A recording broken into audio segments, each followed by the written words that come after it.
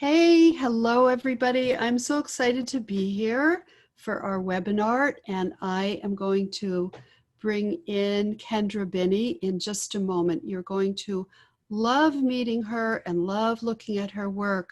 But first, I want to tell you that we just had our residency remotely. It was going to be in real life, and we had it for our artists, 6 of them, where they spent a week working intensely with me on their children's book pitches, which are amazing. So I'm telling art directors and editors, contact us if you are interested in seeing these pitches. They're really extraordinary, very original. Of course, you know, the art will be spectacular, and they're authored, illustrated by our illustrators. So that's really good news.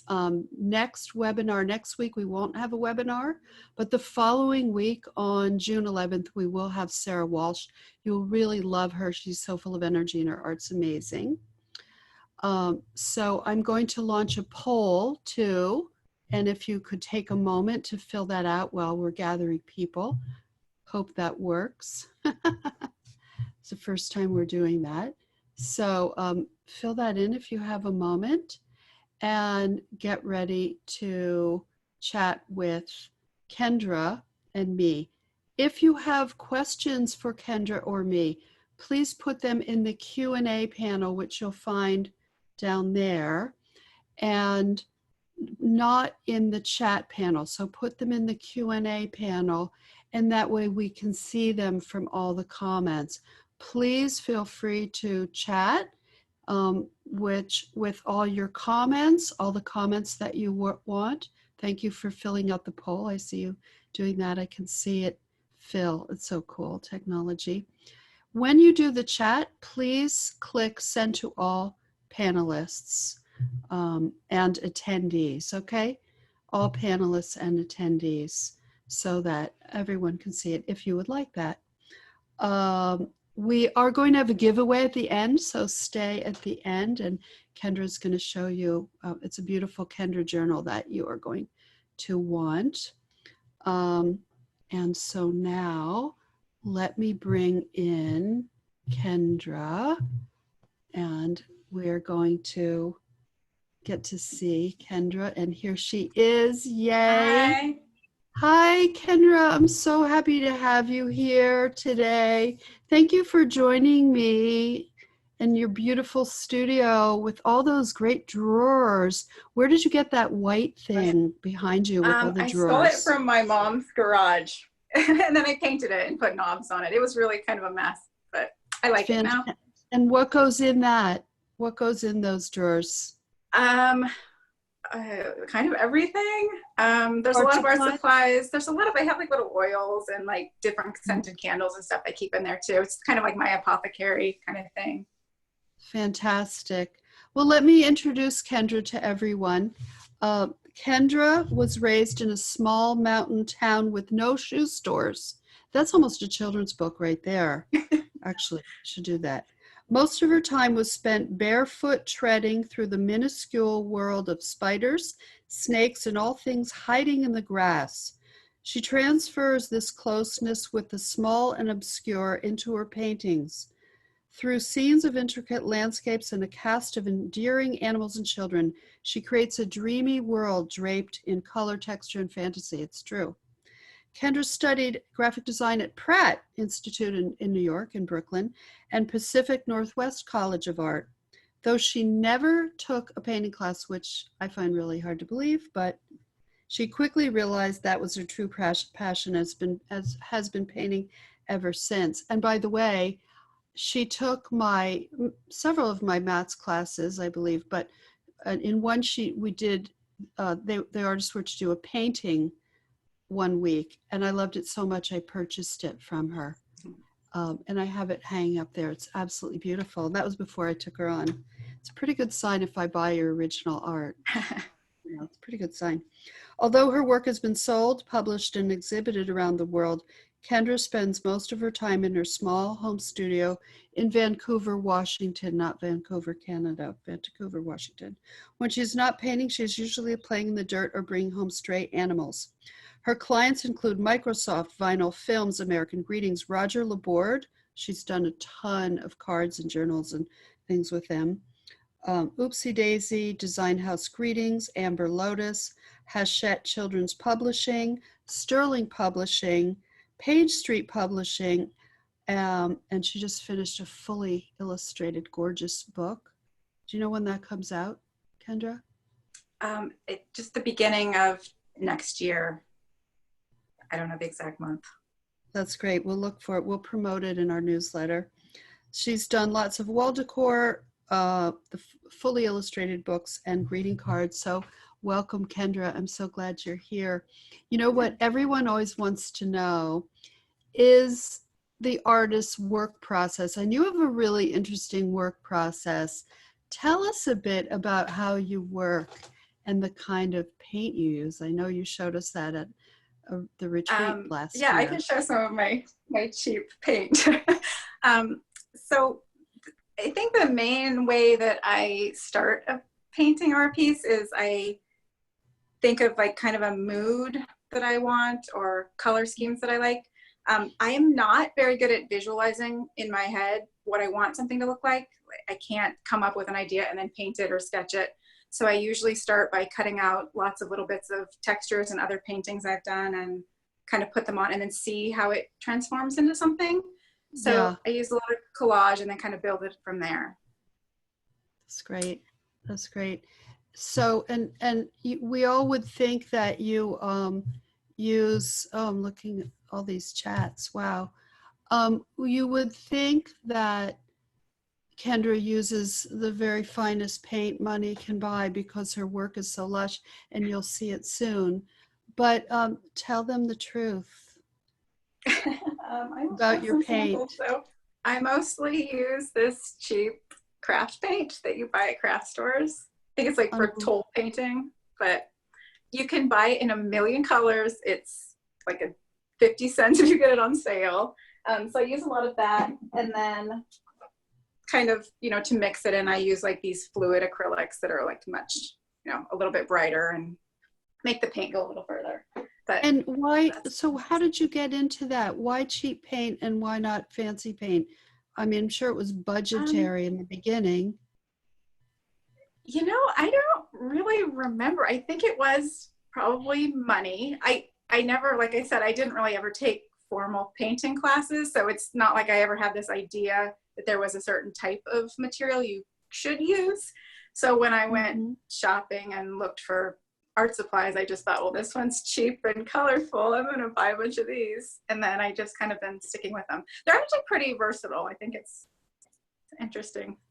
Riley Wilkinson, hello Riley, says she turns clearance into gold. I love that. That's so good. And obviously it works for you. So that's amazing. That's kind of a stunning revelation. And so you do the paint and you scan it in and manipulate?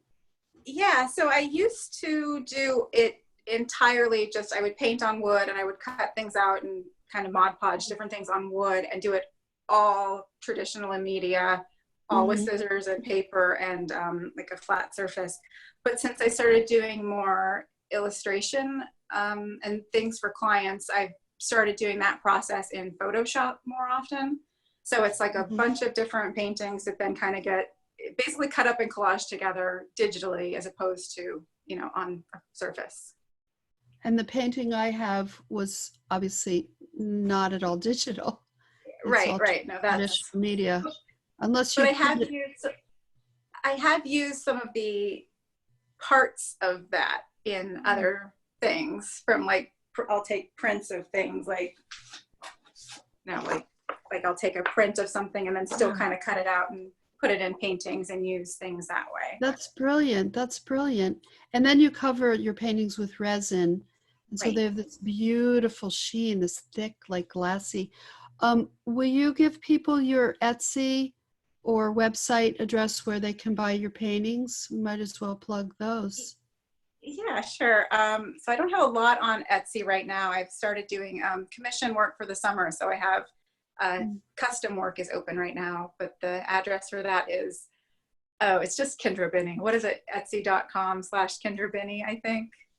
And then my website is Kendra-Binney. And of course, you can see all of her work on our website, LillaRogers.com, and then click on the artist tab and click on Kendra Binney and get ready to be thrilled. So, you know, we have art directors watching and artists watching. What we'd like to know what you think. You've worked with lots of art directors.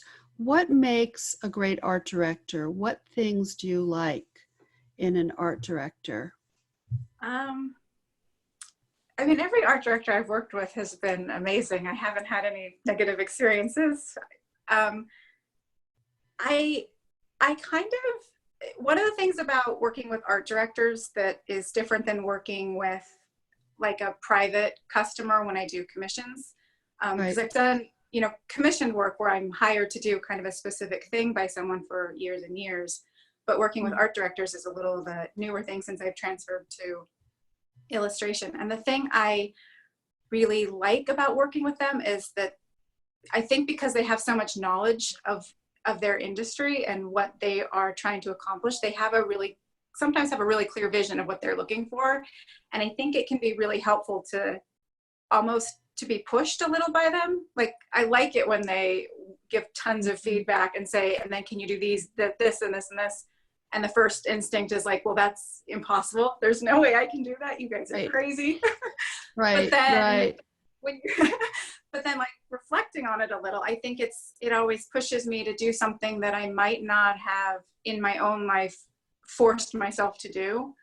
So I think that's a quality I really like, is when they're very specific and they have an idea of what they're looking for, and they, you know, I mean, it's almost like getting a free critique and a free lesson from an expert in a field where they're saying, you know, this would really help this. And it might be something you hadn't thought of or, you know, even thought you could do. And it's kind of a great way to really push yourself and grow, I think. I totally agree. You're reminding me when I was an illustrator too. And when I was on the earlier side and working with really great art directors, yeah, it is like a free critique. And you're like, and they teach you, they train you, and they make you better. That's really true. That's great. Yeah, seasoned art director. Yeah. That's right. I forgot about that. I had one project actually where I was on the phone, and there was 3 or 4 art directors on the phone call, and they were all giving a different type of feedback. So I had 4. And at the end of the phone call, I remember I was just like, oh, I have no idea what to do with all of this. But I mean, it was really challenging, but I think like trying to figure out a way, like, because I think one, you have to have confidence that you can do what other people think you can do. I think sometimes that's what makes it frustrating to get feedback, is there's a little bit of doubt, like they want me to do this, but I don't think I can do that. But so after getting all that different feedback, I thought, like, you know, how am I going to come up with a solution that I can meet everybody's expectations are all different. How can I make something that's so amazing that it's going to, you know, exceed the expectations of 4 different people looking at things 4 different ways? So, I mean, it's a difficult problem, but I don't know. I was really proud with what I came up with at the end of that. So that's good. Wow. So how do you remember how you, or maybe you can't put it in words, how you make 4 different people happy? Well, I think you just I think sometimes when people aren't artists or they don't communicate visually, it's a little bit like it's almost like a different language. Like you have to kind of translate what they're saying to you and try to figure out how you can turn that into your own visual language. So I think really it's asking a lot of questions and really trying to figure out what they really, really want to see, as opposed to what, you know, sometimes trying to, you know, there's like that saying that, you know, writing about music is the same as dancing about architecture saying. And I feel like it's great. I think it's something like that, but it's kind of the same with art for me, because I think that people want to tell you what they want. But, you know, if we could just talk about what we want to see, then we would have no need for visual art. We would just all talk to each other about things, and that would be enough. So I do think there's, you know, a trick to deciphering things into a visual piece. So well put, well put, well put. Yeah, if you have an art director say things like, I want it more, and then they put a few adjectives that are kind of really big and broad, not specific, not like we want it more, I don't know, dreamy or more something. Like sometimes adjectives are too broad and can be confusing, and then you have to like pin them down a bit more with specifics, like, okay, then would you like more trees up? Are you thinking like trees and clouds and, you know, whatever, and goats, or are you thinking, you know, more people? So you have to get really concrete in a way, I think sometimes. Yeah. We have a question from Wendy McKinnon. And by the way, if you're well, you all are watching, if you have a question, put it in the Q&A panel, not the chat panel, because the chat panel is fun. You can chat in there. But if you want me to ask Kendra a question, put it in the Q&A panel, which you find down there. Wendy McKinnon asks, Kendra, if you didn't paint during your time at art school, what did you study? So I studied graphic design. I didn't grow up knowing any artists. I didn't know anyone that had ever known an artist. My dad was an engineer. My mom was a business person. It wasn't in my life that art was the thing people do. And my parents were really, really supportive of it, but I think also they were obviously clueless. Like they just really didn't know, like, how do we support her? What do we don't know. So when I decided I wanted to do art, it wasn't really until I was probably a senior in high school that I really decided I wanted to even go to art school or be an artist. But graphic design at the time seemed like really the only thing that I thought was actually a sustainable like possibility in the art field. So, you know, I did it really just for that, thinking like, this is the only way you can make a living, or, you know, this is the only way you can have a job. But I don't know. I mean, and I enjoyed it. It was fine. I think I got a lot of information. Like there's still some tools that you would get through graphic design that I think are applicable to any art form, but it really just wasn't what I really wanted to do. So I started painting. I actually, I worked as a security guard at the VA hospital for a year. What were you going to do? Like shoot the bad guys? I mean, you know, and I think I wore my hair in like braids at the time. I was 22 or something. It was, I don't know. But you know, everyone was really, I think there's something to be said about being kind to people, that they are more receptive to you telling what to do if you're very nice about it. But so I did that, and I worked like an overnight shift. So I painted an entire show working an overnight shift as a security guard. And the show sold out. And that was kind of like, okay, I can do this forever. So I quit that job and just kind of started painting. So that's how you transitioned. That's amazing. Transition to painting. And you painted for a while, and then you decided to add illustration onto your bio. So how did you transition to painting, to illustration? Well, so that was fairly recent. I think, well, you know, Sarah Jo in her webinar last week was talking about how she thinks, you know, you kind of she likes to push the boundaries of different areas of art. Like, you know, the illustration doesn't have to be purely illustration. And I kind of feel like I was already doing that anyway. My painting style was always a little more, I mean, it was a very illustrative style. And I think, you know, it didn't, you know, there was kind of a blurry line there where I think there's illustration, there's art or fine art, and they kind of blur together a little bit. But so I was already doing kind of an illustrative style.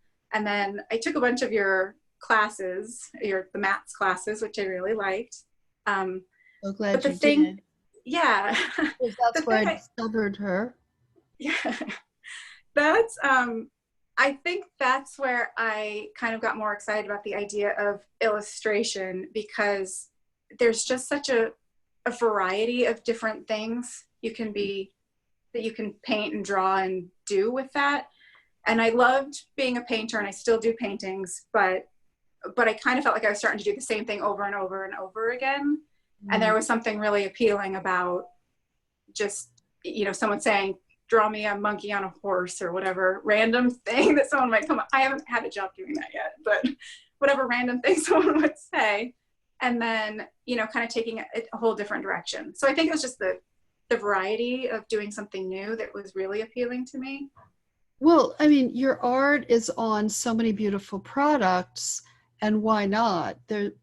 I see all your work as one piece.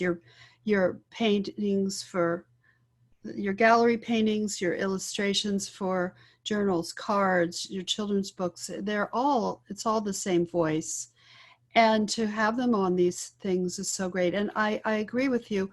You're pushed in so many directions because someone will call you, an art director, to give you an assignment for something to draw and create that you never even thought of. So after many years of being an illustrator, you've drawn a lot of different things, which is pretty great. We have a ton of questions here. We'll chip away at a few of them. Jay Park wants to know, how long does it take you to finish pieces generally? I know it's an impossible question.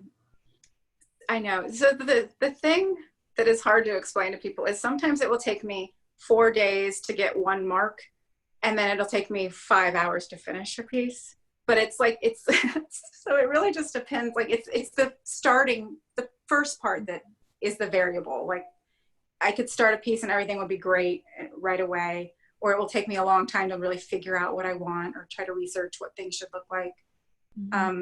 But generally I would say like so for like the book I did, I mean, I would usually give myself like 2 days to work on like a final, you know, spread or something like that. And that's, you know, sometimes it's much faster than that. And then some days I really struggle with some things. Yeah. So, you know. Yeah, and you have to budget in case it's a struggle day. You know, you have to budget extra time, extra days, because it's just sometimes it flows, sometimes it really doesn't. So let's see. Sarah Papworth, one of my artists that I represent, writes, hi Sarah, by the way, how long do your paintings take you on average, and do you find Photoshop quicker? Similar. Yes, so Photoshop is definitely a quicker way to do things, which is why I've been doing that a lot more for illustration purposes. I mean, it's practically, it makes more sense sending things to art directors that way also, but it is definitely, it takes the process and makes it quicker because you can move things around. It's hard to say how long it takes me for a painting because I tend to work on maybe 5 at once. So it's not like I'm sitting down and starting one from beginning and then to completion. It's more like I'm, you know, doing the first part. And the other thing with paintings is things have to dry. So there's a lot of, you know, one layer on here, set it aside, take another one, another layer, and then wait half a day, come back to them. So it's really hard to say, but I would say usually when I've had like a big show and I've had 10 pieces, like it's about a month for 10 pieces. Yeah. So. And then it fits in, yeah, as long as it takes. Laura Carrillo asks, Kendra, do you draw your beautiful characters, animals, or shape them from existing painting collage materials? Not sure I understand that. We could pass. Go to a next question. Do you draw them or shape them from existing collage materials? Let's move on to another one. Or maybe Laura, you can explain what you mean. Oh, Susan McCabe has a question. And she put it in the Q&A. Okay, it's a comment. Susan McCabe is one of the agents here. She writes, what a fantastic story. I would never have imagined Kendra as a security guard. Her work is so dreamy and ethereal. I love learning something new from the artists I rep in these WebinARTs, never a dull moment. Abby Jacobs says, is your process different for illustration projects than paintings, Yes. I guess? Yeah, no, it's definitely very different. I mean, partly because our directors usually want to see some sort of rough draft, which is something I've never in my entire life done until I started working with Lilla. So I have to figure out a way to get them like a sketch or something, which I've never sketched before. So, and then you have to have approval of it. So there's much more of a back and forth and, you know, kind of tweaking things to fit someone else's expectations a little bit. And then as far as like the general process, I mean, the painting process is very different than the illustration process too, just because working on the computer is a very different thing. So it's definitely a different way of approaching a piece. I mean, I guess it's a similar thing. It's like different in your head, right? Yeah, I think I think for me, the thing that's the most different about like the fine art painting and illustration painting is that for my paintings, I might have no idea what it's going to look like until the hour I finish it. Like it could be a complete mess. I have no idea what it is, and I'm just going to paint until all of a sudden it looks amazing and I'm done, and that's it. But with illustration, I have to prove to someone else that it's going to look that way or what it's going to look like ahead of time. And that's a very different mind process for me that I've never had to do in the past. So it's been some practice to figure out how I can, you know, at the beginning of a project, show what it might look like at the end. Yeah, it's really hard to do roughs when you come from a fine art background. I came from a fine art background too, and I didn't understand because you just go as you go when you paint. It's time and sequence. Mm-hmm. Whereas with illustration, you plan. It's like a planning session. Your sketch is a planning session. But let us go look at Kendra's work. Let us look at some of her beautiful work now that we've had a nice time getting to chat with her. Let me move these Post-its from my screen. So here we have a beautiful piece she did for this WebinART. And I'm going to go to the next one. Will you tell us about this, Kendra? It's a gorgeous, gorgeous piece. Yes. So this is one of the pieces I did for Roger Laborde for one of their commissions. And this is definitely one that was photoshopped, like a bunch of, everything's painted traditionally, and then kind of cut and pasted and put together in Photoshop. And it's a similar painting that I might have made as a painting years and years ago, but the process was different that I did it digitally. So gorgeous. Your colors are amazing. Have you always been a colorist? Have you always loved color? Probably. Yeah, I think that's one of the ways, that's kind of how I started painting usually, actually, is just picking a random color palette and then kind of building off that. But that's one of the most, I think for me, that's how I get really inspired by a piece, is to pick out the colors for it. Oh, really? That's interesting. Mm-hmm. That's beautiful. And what was this used for? Cards, journals? So Roger Laborde, when I send, they'll ask for an image, and then they might turn it into 20 different things.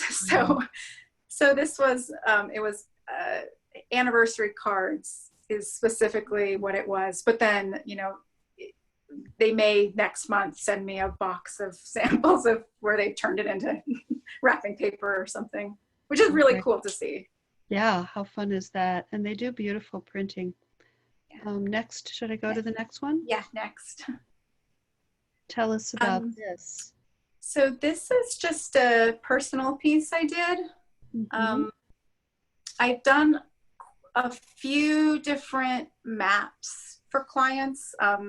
I've done some for oopsie daisy. I've done like wall art, like a big wall world map. I've done some private commissions for just customers who wanted like a map with like, you know, special personal places kind of highlighted in it. So I wanted to try to do like the globe and show the whole world with, you know, kind of a style of collage. Beautiful. Thank you. Next. It's like the old-fashioned days of slides, right? Yeah. When you'd show your work at colleges and you'd say to the slide projector, you are probably too young, but you'd bring your slide carousel and then you'd say next and they'd advance it. I'm not that young. I remember that very clearly. Do you? Good. Yeah. Tell us about this gorgeous piece. So this was a sample illustration I did. It's Carl Linnaeus who came up with some like taxonomy of plants and plants. So this is, and that's his house in the background. So this was just a sample I did for a book about him. It's unbelievable. Are those purple? Those are lupin, I guess.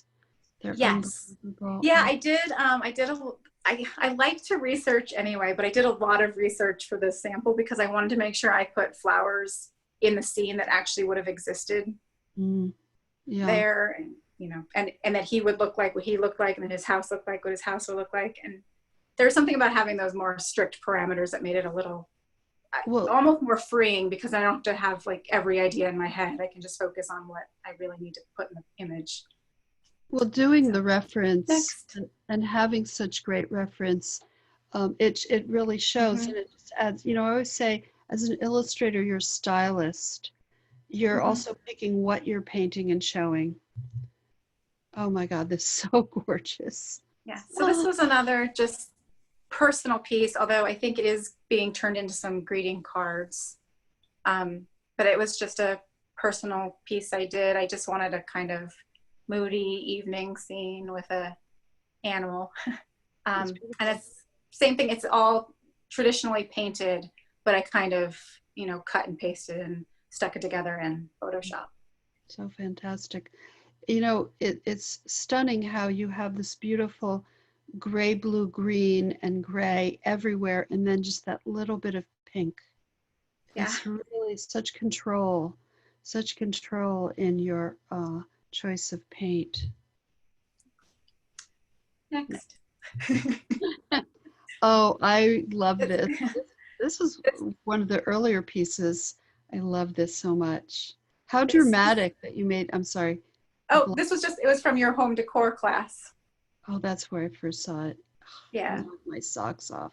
Tell us about it. So this was actually just a page of icons. I think it was from one of the minis. So it was, I think I don't remember if it was jungle.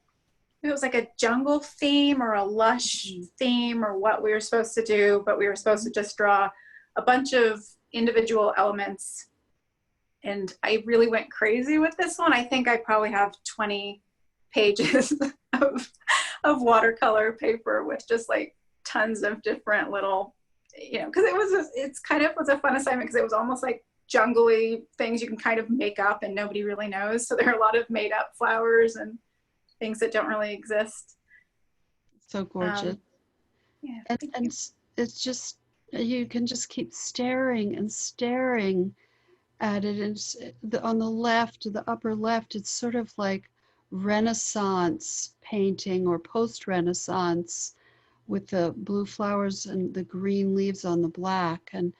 And you've used every color, but so beautifully.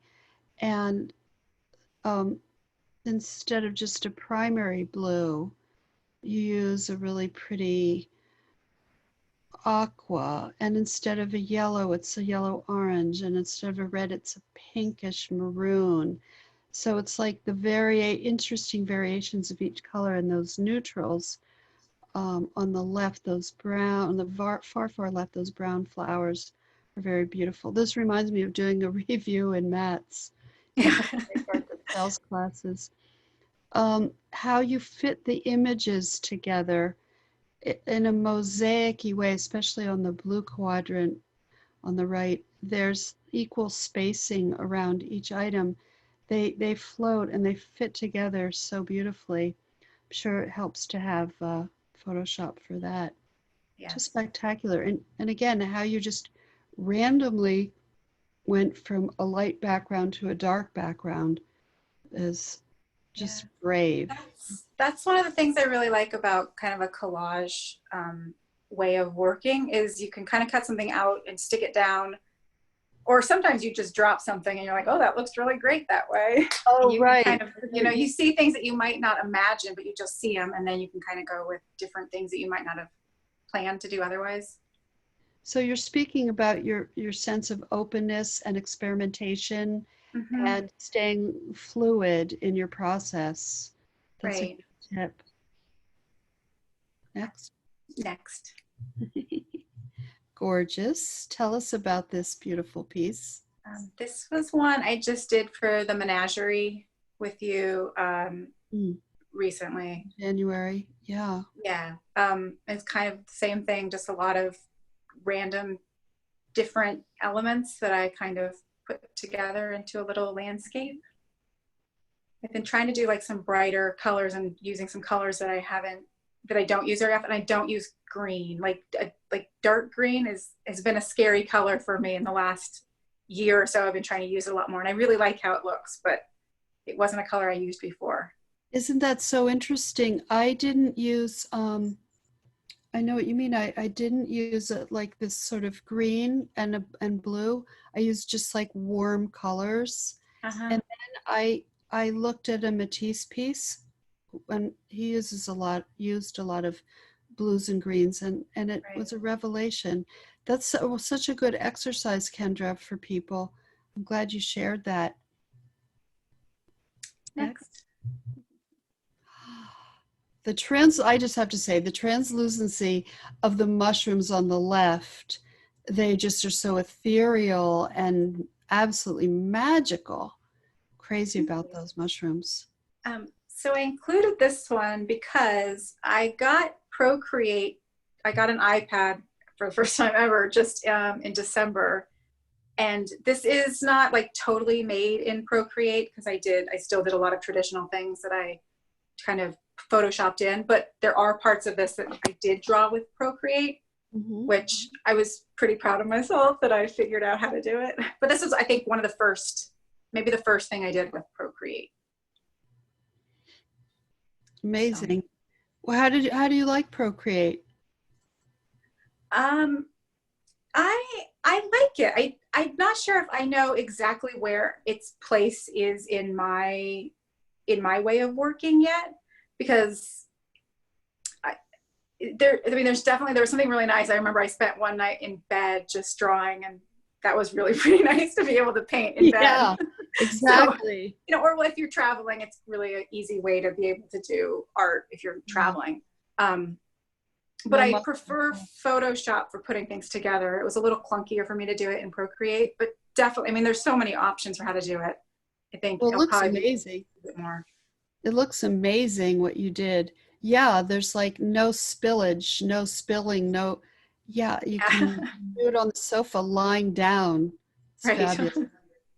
Okay, next. Yes. Yes. Oh, this is incredible. I know what So this is. this was just a assignment for, was it boot camp? I think it's boot camp. This I month. do so many of the classes that I lose track of what they're for. Sometimes I This, must say I do. this was from boot camp just last couple weeks ago. It was supposed to be Paisley, I think was what Yeah. it was supposed to be. I went a little away from Paisley. But I did this one with my son, who I'm home with all day long. So it's All right day, now. every So day. it's a little hard to work. But some of the pieces on here are his finger paintings that I cut out and made some of the flowers and paisley with. So it was a way to actually get the assignment done while not having childcare and being stuck at home with a 2-year-old. So Well, and it's so very different. When I saw this, I was like, wow, Kendra, this is really, the colors are different, the imagery, it's so exciting too. You know, you keep pushing yourself in new directions, and it all has the stamp of Kendra Binney. It's all very you, but it's just, I'm crazy about it. So the assignment was to do a Paisley. I think it was a Paisley. Jigsaw. Oh, yeah, Paisley pattern for a puzzle. Yeah. And so, Susan and Kim, are you listening? We have to pitch this to puzzle companies. That would be incredible. I would do this puzzle. Totally. Okay. Next. Yes. Next. Yeah. Oh, just unbelievable. Yeah, and this was another one for Roger Laborde that they used. And same kind of thing. It's a lot of individually drawn and painted pieces. I mean, I think the funny thing is they want me to send them things in layers. And I think this has 120 layers.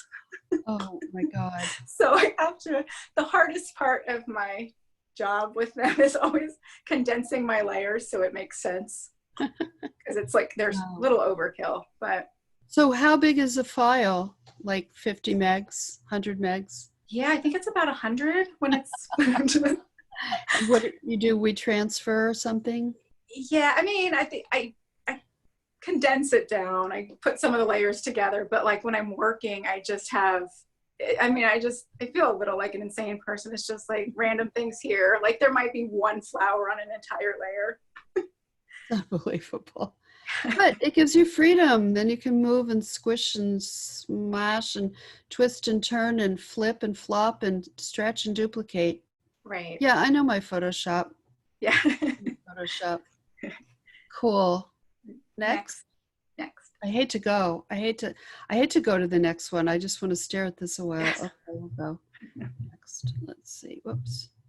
Beautiful, beautiful. Yeah, this is just a kind of a pile of things I have going on right now. So these are all like unfinished parts of pieces. So just like as an example of what I might cut out to put somewhere else, or you know, some of these things are from projects.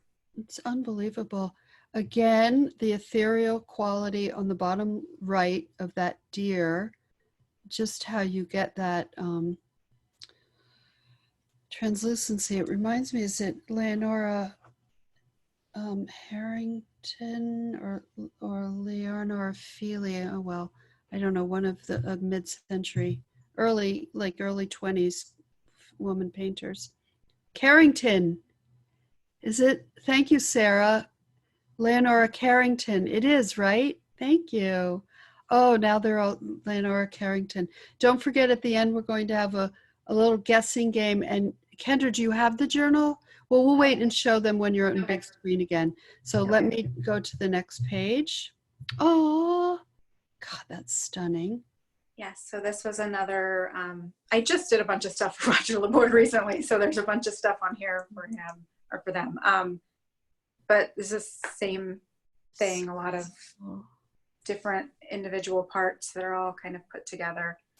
And actually the background of this, I mean, so this is the other thing about the way I work, that one, I'm super messy. I have stuff everywhere. I'm kind of a hoarder.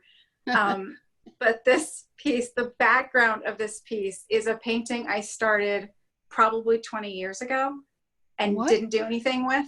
And I saw it and I used it for this.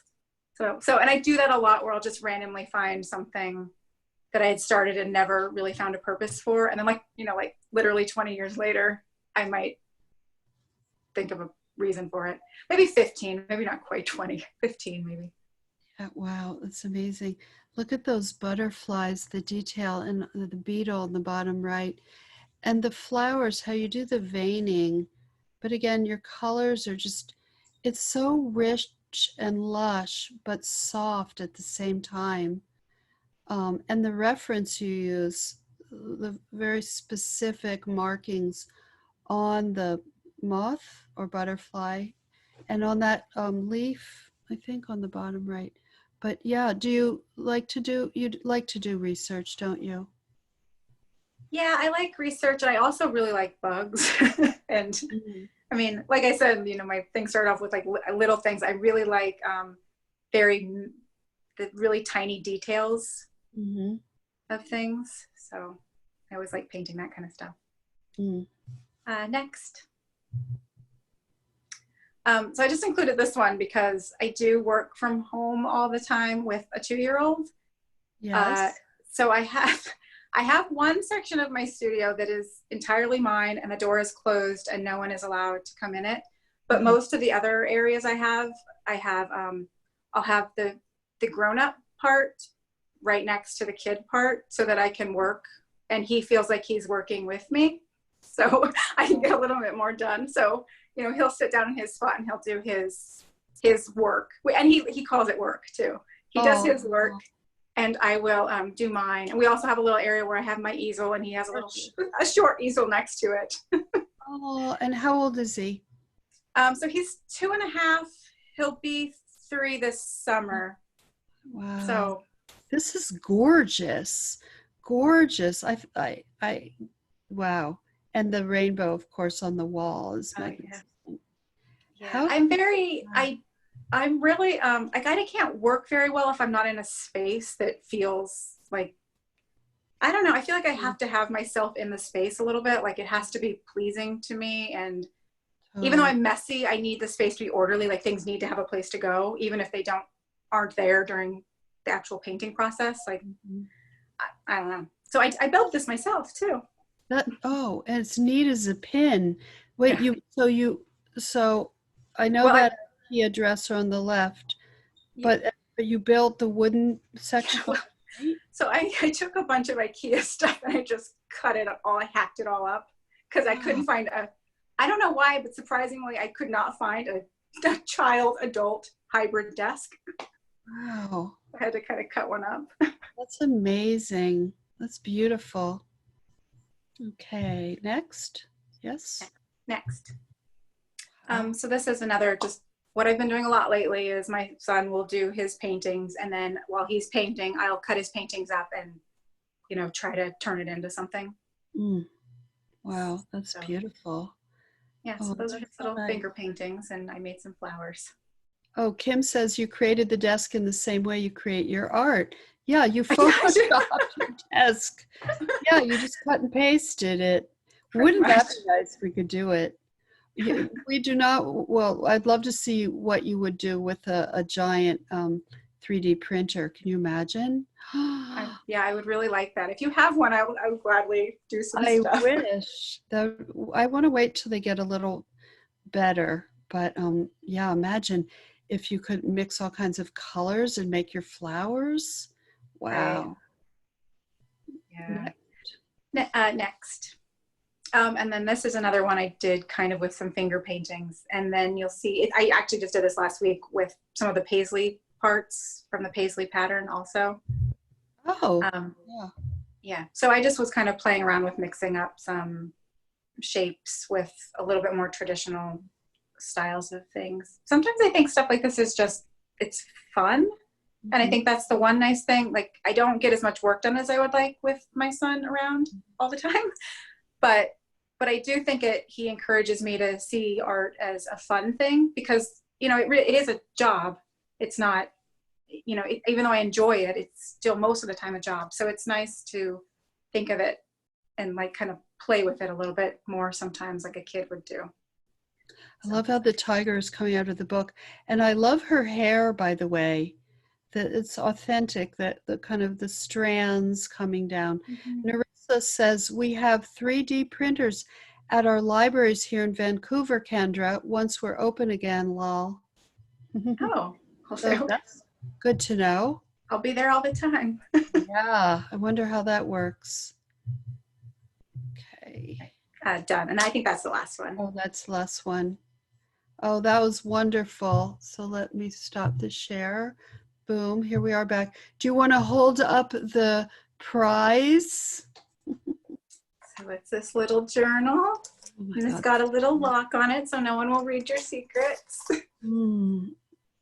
It's beautiful. Roger, and that's Roger Laborde? Yeah. That's beautiful. So here's how we do the game. I'm going to tell you a category. You can guess as many times as you want, as often as you want. Kim is going to spot the winner. And because often the answers come so quickly, she may not get the first correct answer. That's okay. It's the first one she sees. So that's how we do it. Those are the rules of the game. And then we will ask for your address and mail you the prize. So the category, and you type your answers in the chat, not in Q&A. Make sure they are in the chat panel. Oh, someone had a question. We'll get to that in a minute. So the category is a color. Type in a color. Wow, they're coming fast. Whoa, good luck, Kim. Holy moly, so fast. They're popping in. So you guess a color. I know you want that journal, don't you? Well, good luck, Kim. Oh. Kim knows how to speed read, right? She's a speed reader. Can you see these too, Kendra? Yeah, it comes up on, it like just kind of pops up on the top. Oh my God. And Kim, so when you do get it, you can just talk, Kim, and let us know. Okay, someone said it, but I need to scroll all the way back. Oh, Going okay. so fast. Allison Day. So the color was fuchsia, and Allison Day got it. So Allison, you can email me at kim@lillarogers.com, and we'll organize getting the beautiful journal to you. And was that I know what your day was like this morning, Kim. So I want to say, was that the hardest thing you've done all day? But I think so. I have never seen comments go so fast. Is that unbelievable? That was so you. great. Yay. That was wonderful. We have time for a couple more questions, and I see that we have a Jillian here. Lynn Gaines, great to see you, Lynn. A lot of you are my students. Lynn asks, do you find that it's easier to Photoshop paint because you already traditionally paint? In other words, like you had that understanding of paint and mixing, probably. Yeah, you know, I think that everything I do is a little easier because of other things I've done that aren't related. Like I think that my graphic design background is helpful with my paintings. I think it helps with like knowing things about composition, typography, things like that. I think that knowing how to paint and mix colors helps with Photoshop and digital work. So I think that, you know, even though I'm not doing graphic design, or I'm not necessarily, if I'm not doing fine art, I think it all still kind of helps with the foundation of how to do other things. So I don't know if that answered it. No, that totally makes sense, 100%. Jacqueline Gutierrez, hello, good to see you from class 2, asks, do you paint at actual size or do you paint larger and then shrink the images down? Doesn't apply. Well, so if I was painting a painting to be a painting, most of the time they're large, like maybe 24 inches by 24 inches, or you know, something about like that.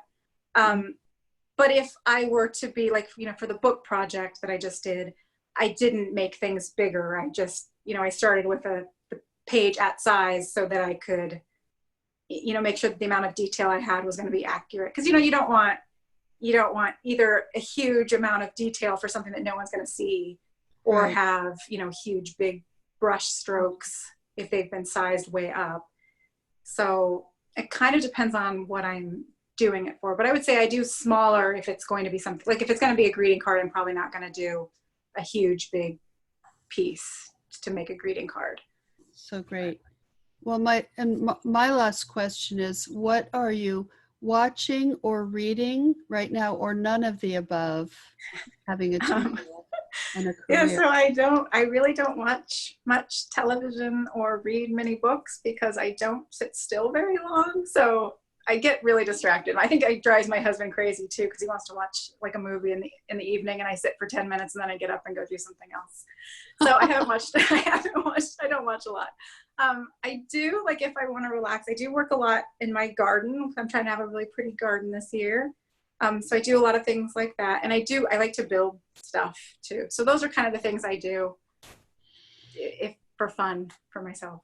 So fantastic. Kendra, this has been absolutely wonderful. And I thought I knew you pretty well, but I learned, and your agent, learned so much and got to know your work even better and your process and all that. It's absolutely fascinating. I'm sure our viewers really enjoyed getting to know you. Thank you everyone for watching. Thank you, Kendra, for being my guest this week. And again, I will not be doing a WebinArt next week. I'm working on some projects, but after that, we are excited to have Sarah Walsh on 2 weeks from today. That is June 11th. And if you haven't filled out the poll, take a moment to do that. And art directors and editors, contact us if you're interested in seeing the 6 brand new pitches that my artists did with me a few weeks ago for children's books that they authored and illustrated. And Kendra was one of them. And I will say, Kendra's story is amazing and illustrated. Well, she isn't illustrated yet, but she's done have you done a spread, or is it just in my head? I've done some partial things. Partial things. Yeah, nothing finished. But it will be, you can imagine, spectacular. Thank you, everyone. Thank you for attending, and we will see you next time. Bye.